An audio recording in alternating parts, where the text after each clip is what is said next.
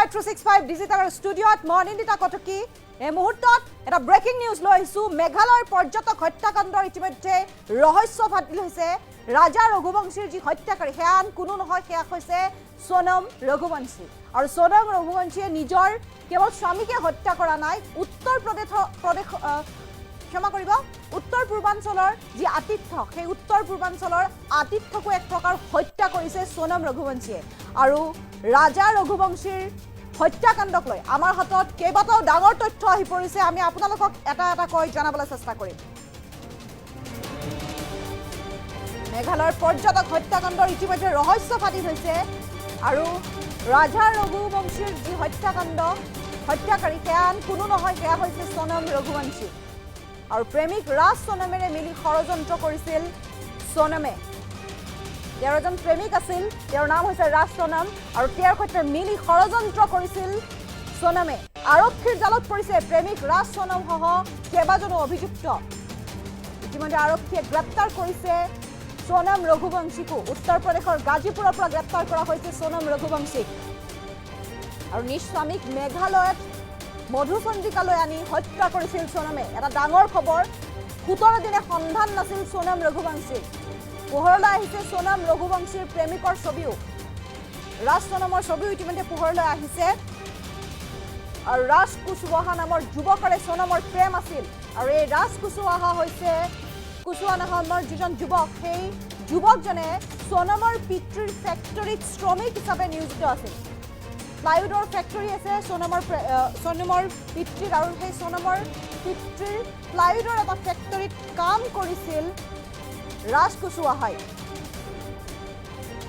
আৰু নিজ স্বামীক আচলতে প্ৰেমিকাৰে মিলি হত্যা কৰিছে সোনমৰ সৈতে মিলি ৰাজে ৰচিছিল হত্যাৰ ষড়যন্ত্ৰ আৰু সেই সমগ্ৰ হত্যাকাণ্ডৰ মাষ্টাৰ মাইণ্ড ৰাজ কুশৱাহা বুলি ইতিমধ্যে আৰক্ষীয়ে জনাইছে আৰু সোনমৰ গ্ৰেপ্তাৰৰ পিছত পোহৰলৈ আহিছে বহু চাঞ্চল্যকৰ তথ্য কিদৰে হত্যা কৰা হৈছিল ৰাজা ৰঘুবংশী আৰু ৰাজা ৰঘুবংশীৰ নহয় ৰাজ কুশৱাহা নামৰ এজনৰ প্ৰেমিকা আছিল সোনম ৰাজ কুশৱাহাৰে সংসাৰ কৰাৰ মন আছিল সোনমৰ বিয়াত বহিছিল ৰাজা ৰঘুবংশীৰে কিন্তু সংসাৰ কৰাৰ মন আছিল ৰাজ কুশৱাহাৰ সৈতে কিন্তু পৰিয়ালৰ হেঁচাত বিয়াত বহিল ৰাজা ৰঘুবংশীৰে সোনম আৰু বিয়াত বহিলেও প্ৰেমিক ৰাজা কুশৱাহাৰে যোগাযোগ আছিল সোনমৰ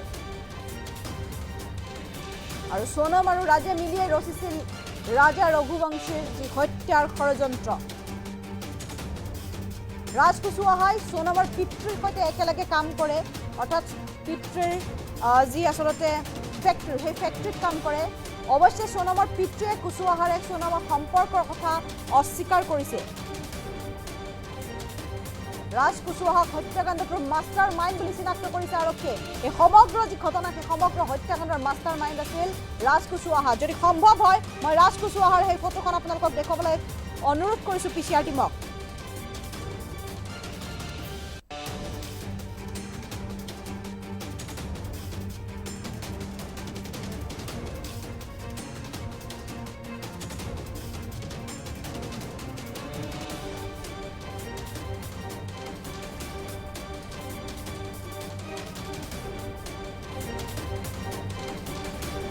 এয়া হৈছে ৰাজা ৰঘুবংশী কিন্তু যিজন প্ৰেমিক ৰাজ কুশৱাহা তেওঁৰো এখন ফটো থাকিব লাগে যদি আছে সম্ভৱ হয় সেইখন ফটো দেখুৱাবলৈ অনুৰোধ কৰিছোঁ আৰু মেঘালয়ত উদ্ধাৰ হৈছিল ৰাজা ৰঘুবংশীৰ অৰ্ধগলিত মৃতদেহ মেঘালয়ৰ উদ্ধাৰ হৈছিল আৰু সমগ্ৰ ঘটনাৰ আচলতে সন্দেহৰ আওতাত আছিল ইতিমধ্যে উত্তৰ পূৰ্বাঞ্চলক দেশৰ ভিন্ন প্ৰান্তৰ পৰা উত্তৰ পূৰ্বাঞ্চলক লৈ বিভিন্ন আচলতে মন্তব্য আগবঢ়োৱা হৈছিল উত্তৰ পূৰ্বাঞ্চলৰ লোকসকলক বৰ্বৰ বুলি কোৱা হৈছিল জংগলী বুলি কোৱা হৈছিল উত্তৰ পূৰ্বাঞ্চলত পৰ্যটক সুৰক্ষিত নহয় এনেধৰণৰ মন্তব্য আগবঢ়াইছিল দেশৰ ভিন্ন প্ৰান্তৰ পৰা আনকি অসমৰ বাহিৰত যিসকল অসমীয়াই বাস কৰে তেওঁলোকো যথেষ্ট প্ৰশ্নৰ সন্মুখীন হৈছিল আমি সামাজিক মাধ্যমত দেখিছিলোঁ যে যথেষ্ট অসমীয়াই লিখিছিল যে যিসকল অসমৰ বাহিৰত থাকে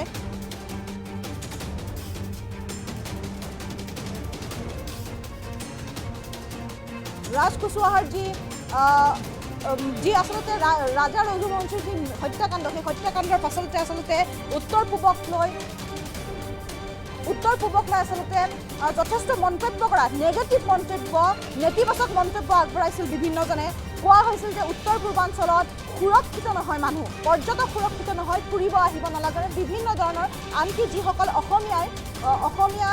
অসমৰ বাহিৰত কৰ্মৰত তেওঁলোকো যথেষ্ট প্ৰশ্নৰ সন্মুখীন হৈছে বুলি ইতিমধ্যে তেওঁলোকে ফেচবুকতে হওক বা সামাজিক মাধ্যমত তেওঁলোকে লিখিছিল যে তেওঁলোকে নিজৰ কৰ্মস্থলীত উত্তৰ দিব লগা হৈছিল নিজৰ আচলতে কৰ্মস্থলীতেই যে কিয় সুৰক্ষিত নহয় বা কি কাৰণত এনেধৰণৰ ঘটনা সংঘটিত হয় উত্তৰ পূৰ্বাঞ্চলৰ লোকক বৰ্বৰ বুলি আখ্যা দিয়া হৈছিল ছ'চিয়েল মিডিয়াত বয়কট নৰ্থ ইষ্ট এনেধৰণৰ আচলতে ট্ৰেণ্ড আৰম্ভ হৈছিল কিন্তু মেঘালয়ৰ পৰ্যটক আচলতে মেঘালয়ৰ পৰ্যটকৰ যি হত্যাকাণ্ড সেই হত্যাকাণ্ডৰ কিন্তু আঁৰত আছিল তেওঁৰ পত্নী সোনম ৰঘুবংশীহে আৰু ইয়াৰ পাছতে হয়তো দেশৰ যিসকলে তেনেধৰণৰ মন্তব্য আগবঢ়াইছিল তেওঁলোকৰ হয়তো মনৰ পৰা যি উত্তৰ পূবক লৈ যি ধাৰণা আছিল সেয়া হয়তো সলনি হ'ব 17 দিনে সন্ধানহীন হৈ আছিল সোনম ৰঘুবংশী আৰু অৱশেষত উত্তৰ প্ৰদেশৰ এখন ধাবাৰ পৰা গ্ৰেপ্তাৰ কৰা হৈছে সোনম ৰঘুবংশীক নিজৰ স্বামীক হত্যা কৰিছিল আৰু আপোনালোকে স্ক্ৰীনত যিখন ফটো দেখিছে প্ৰত্যক্ষ কৰিছে এইজনে হৈছে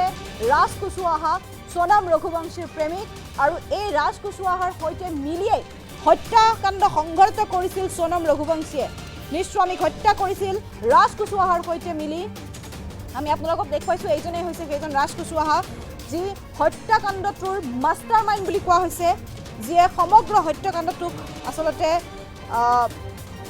ৰূপায়ণ কৰিছিল লগত আন কেইবাজনো ব্যক্তি অভিযুক্ত আছে আন কেইবাজনো লোক অভিযুক্ত আছে ইতিমধ্যে আৰক্ষীয়ে গ্ৰেপ্তাৰ কৰিছে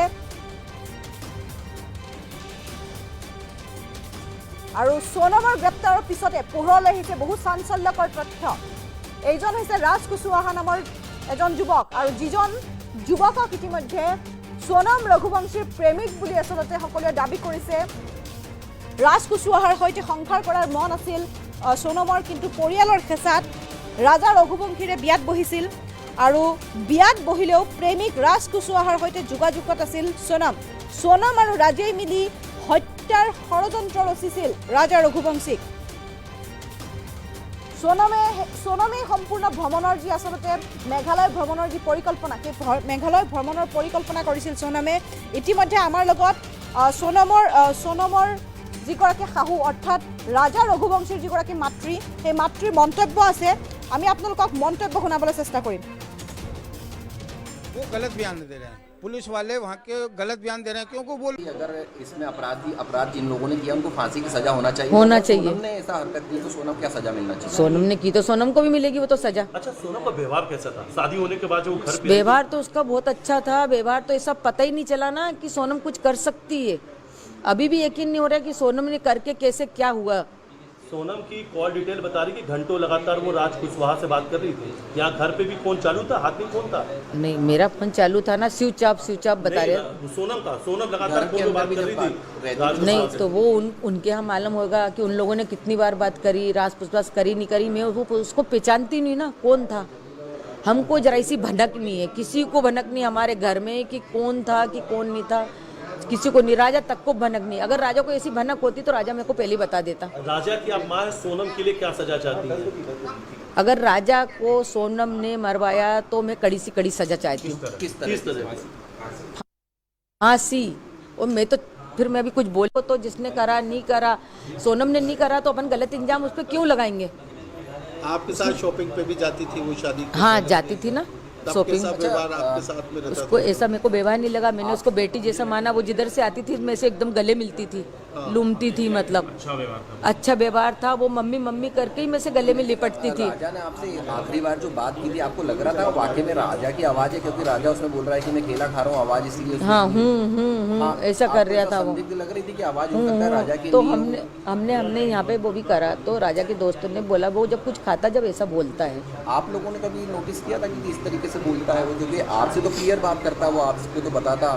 नहीं जैसे वो कुछ खाता ना जब वो ऐसी बात करता है वो खाने के बाद हुआ जो कुछ भी हुआ ना खाने के बाद पहले कुछ भी नहीं हुआ उसके साथ खाने के बाद में हुआ उसके साथ जो भी हुआ वो खाने के बाद हुआ जब उसने बोला ना बस मैं यहाँ से लिख लूँगा अभी थोड़ी देर बाद उसके बाद में हुआ इससे पहले कुछ नहीं हुआ उसके साथ आवाज राजा की हाँ, उसके पहले कुछ नहीं हुआ। और वो जो कॉफ़ी वाली बात थी ना, तो हो सकता है सोनम ने उनसे बोला हो कि लो कॉफ़ी पी लो, तो उसने बोल दिया मेरे को नहीं पीना। तो सोनम ने जो कॉफ़ी फेंकी तो किस कारण से फेंकी ये नहीं कह सकती। क्या कहेंगी सोनम को लेकर? क्या सोनम पे आरोप लगे हैं। मैं चाहती जो 3 लड़के पकड़ा है, पहले तो उनसे कड़ी से पूछताछ होए, फिर इसके बाद सोनम से भी पूछताछ होए, उसके बाद ही सोनम का नाम सामने उसके बाद में अपन सोनम का नाम ले सकते हैं। अच्छा, अभी अपन कैसा ले सकते हैं उसका नाम?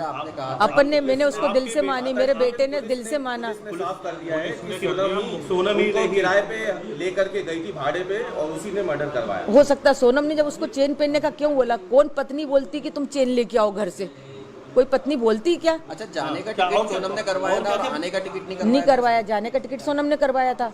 उसको तो ये भी नहीं पता होगा, इसके बेटे ने इसको बता दिया। और शिलोंग जाने का प्लान मेरे बेटे ने तो वो बता के गया। अचानक से दर्शन करने के बाद में वो शिलोंग की तरफ चले जाते हैं, जबकि प्लान नहीं था। यानी प्लान नहीं था ना, यानी सोनम ने ये हाँ। सोनम ने प्लान बनाया। ये सोनम ने बनाया होगा। आगे उसकी जगह देखी हुई भी होगी, अपन को ये भी नॉलेज नहीं। हमारे घर से कोई भी नहीं गया, ना परिवार से गया। मेरे बेटे को उधर का नॉलेज नहीं था। वो इधर जाता, उत्तराखंड तरफ जाता है, भगवान के दर्शन करने जाता था। कई बार जा चुके हैं उस एरिया में। उनकी मम्मी ने बोला था कि हम अगले साल ही होके आए। हाँ, उन्होंने यूँ बोला था हम अगले साल ही होके आए वहाँ से वो लेके। और मैंने बोला कि मेरे को जैसा है ना, राजा की चेन मैंने एयरपोर्ट पे देखी। मैंने बोला बेटा तू चेन पहन के क्यों गया? तो बोले मम्मी मेरे को सोनम ने बोला था। अच्छा, उसने यूँ बोला तो मैंने कि मेरे को डर सा लग रहा। तो मैंने उनकी मम्मी से बोला कि देखो राजा चेन पहन के गया, मेरे को खतरा लग रहा है। तो हो सके वो खतरा किस कारण से लग रहा था कि वो चेन से ही खतरा सामने वाले को वो होएगा और ये बात वहीं के वहीं दब जाएगी। कुछ न कुछ बात कुछ होएगी, कुछ प्लानिंग होएगी ना। अच्छा, माँ को खतरे का आभास हो जाता है। मेरे को हो गया था खतरे का। कहा था कि अगर इसमें अपराध जिन लोगों ने किया उनको फांसी की सजा होना चाहिए।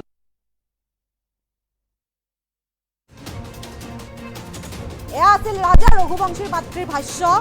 আৰু ৰাজা ৰঘুবংশীৰ মাতৃয়ে ইতিমধ্যে জনাইছে যে সোণৰ চেইন ঘৰৰ পৰা লৈ আহিবলৈ কৈছিল সোনমে ৰাজাক, যে যেতিয়ালৈকে তেওঁলোক হানিমুনলৈ মেঘালয়লৈ যিহেতু আহিছিল আৰু সেই মেঘালয় ভ্ৰমণৰ যি পৰিকল্পনা, সেয়া সম্পূৰ্ণ যি পৰিকল্পনা আছিল সোনমৰ। ইতিমধ্যে ৰাজা ৰঘুবংশীৰ মাতৃয়ে সেয়া কৈছে। টিকেট কাটিছিল সোনমে, অৰ্থাৎ আহা টিকেট কৰিছিল, কামাখ্যা মন্দিৰ দৰ্শন কৰাৰ কথা কৈছে। আৰু লগতে তেওঁ কৈছে যে সোণৰ চেইন পিন্ধি আহিবলৈ কৈছিল। আৰু সেই সময়ত কৈছিল যে মাতৃয়ে সুধিছিল যে সোণৰ চেইন পিন্ধি কিয় যাওঁ? তেতিয়া ৰাজাই কৈছিল যে মোক সোনমে পিন্ধি আহিব দিছে। এইদৰে মাতৃৰ আগত কৈছিল ৰাজা ৰঘুবংশীয়ে। আৰু অৱশেষত সমগ্ৰ ঘটনাৰ যি ৰহস্য, সেই ৰহস্য ফাদিল হৈছে। উত্তৰ প্ৰদেশৰ গাজীপুৰৰ পৰা গ্ৰেপ্তাৰ কৰা হৈছে স্বামী সন্তা সোনম ৰঘুবংশীক। 17 দিনে সন্ধানহীন হৈ আছিল সোনম ৰঘুবংশীয়ে আৰু সম্পূৰ্ণৰূপে এক ষড়যন্ত্ৰ ৰচি দৰে স্বামীক হত্যা কৰিছিল নিজৰ প্ৰেমিকৰে মিলি সোনম ৰঘুবংশীয়ে। আৰু উত্তৰ প্ৰদেশৰ গাজীপুৰৰ পৰা ইতিমধ্যে গ্ৰেপ্তাৰ কৰা হৈছে সোনম ৰঘুবংশীৰ লগতে আন কেইবাজনো যুৱকক।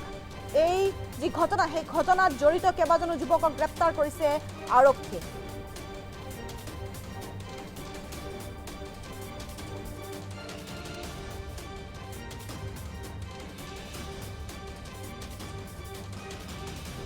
वो गलत बयान दे रहे हैं। पुलिस वाले वहाँ के गलत बयान दे रहे हैं, क्योंकि वो लोग उलझ रहे हैं।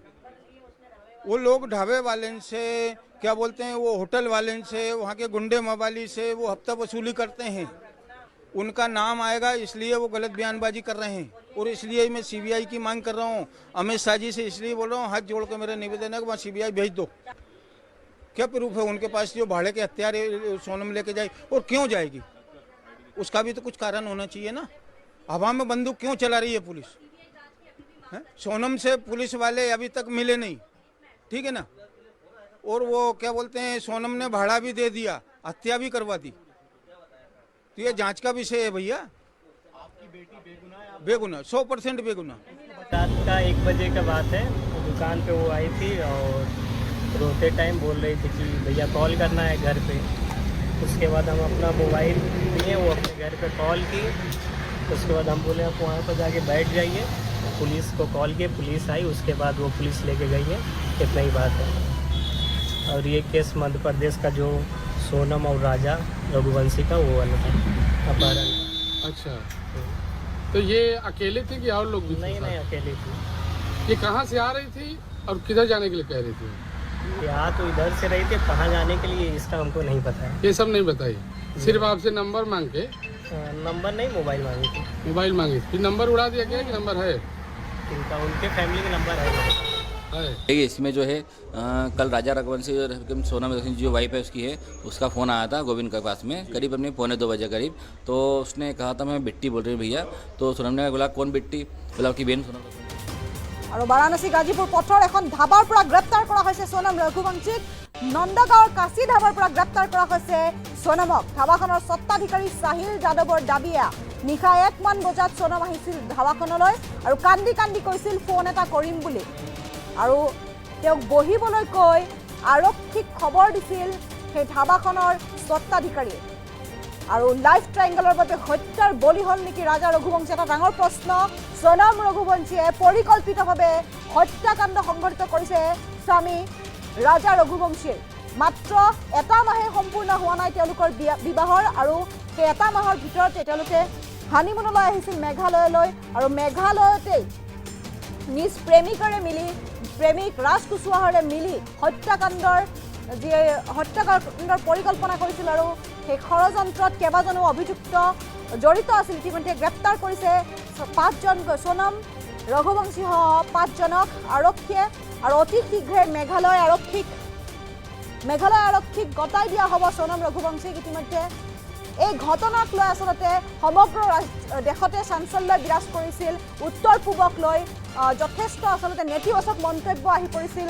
ছ'চিয়েল মিডিয়াত ট্ৰেণ্ড আৰম্ভ হৈ গৈছিল বয়কট নৰ্থ ইষ্টৰ যিসকল মানুহ তেওঁলোকক আচলতে বৰ্বৰ বুলি কোৱা হৈছিল, জংগলী বুলি কোৱা হৈছিল। এই ধৰণৰ মন্তব্য, বিভিন্ন ধৰণৰ নেতিবাচক মন্তব্য আগবঢ়াইছিল। দেশৰ ভিন্ন প্ৰান্তৰ পৰা তেনে মন্তব্যৰ সন্মুখীন হৈছিল উত্তৰ পূৰ্বাঞ্চল। কিন্তু অৱশেষত ৰহস্য ফাদিল হ'ল মেঘালয় পৰ্যটক হত্যাকাণ্ডৰ। সেই হত্যাকাৰী আন কোনো নহয়, ৰাজা ৰঘুবংশীৰ হত্যাকাৰী হৈছে তেওঁৰ পত্নী সোনম ৰঘুবংশী।